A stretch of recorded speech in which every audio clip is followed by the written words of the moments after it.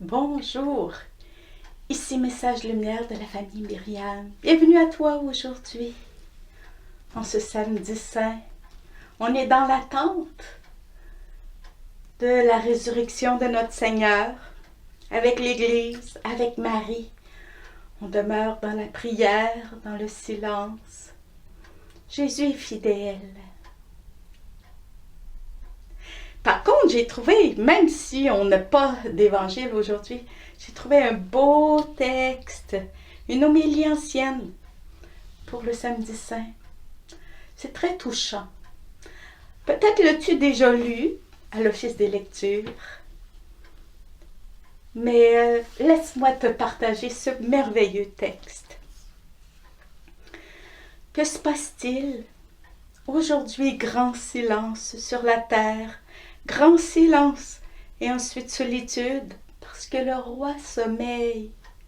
La terre a tremblé et elle s'est apaisée, parce que Dieu s'est endormi dans la chair et a éveillé ceux qui dorment depuis les origines.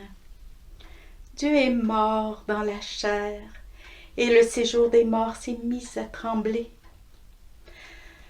C'est le premier homme qu'il va chercher, comme la brebis perdue. Il veut aussi visiter ceux qui demeurent dans les ténèbres et dans l'ombre de la mort. Oui, c'est vers Adam captif, en même temps que vers Ève captive, elle aussi, que Dieu se dirige et son Fils avec lui pour les délivrer de leur douleur. Le Seigneur s'est avancé vers eux, muni de la croix, l'arme de la victoire. Lorsqu'il le vit, Adam, le premier homme, se frappant la poitrine dans sa stupeur, s'écria vers tous les autres, « Mon Seigneur, avec nous tous. » Et le Christ répondit à Adam, « Et avec ton esprit. » Il le prend par la main et le relève en disant, « Éveille-toi, ô toi qui dors. Relève-toi d'entre les morts et le Christ t'illuminera. » C'est moi, ton Dieu, qui pour toi suis devenu ton Fils. C'est moi qui pour toi et pour tes descendants te parle maintenant et qui par ma puissance ordonne à ceux qui sont dans les chaînes, sortez. À ceux qui sont dans les ténèbres, soyez illuminés. À ceux qui sont endormis, relevez-vous. Je te l'ordonne, éveille-toi, ô toi qui dors. Je ne t'ai pas créé pour que tu demeures captif du séjour des morts. Relève-toi d'entre les morts. Moi je suis la vie des morts. Lève-toi, œuvre de mes mains. Lève-toi, mon semblable, qui a été créé à mon image. Éveille-toi, sortons d'ici, car tu es en moi et moi en toi. Nous sommes une seule personne indivisible. C'est pour toi que moi, ton Dieu, je suis devenu ton Fils. C'est pour toi que moi, le Maître, j'ai pris ta forme d'esclave. C'est pour toi que moi, qui domine les eaux, je suis venu sur la terre et au-dessous de la terre. C'est pour toi, l'homme, que je suis devenu comme un homme, abandonné, libre entre les morts. C'est pour toi qui es sorti du jardin, que j'ai été livré aux Juifs dans un jardin et que j'ai été crucifié dans un jardin.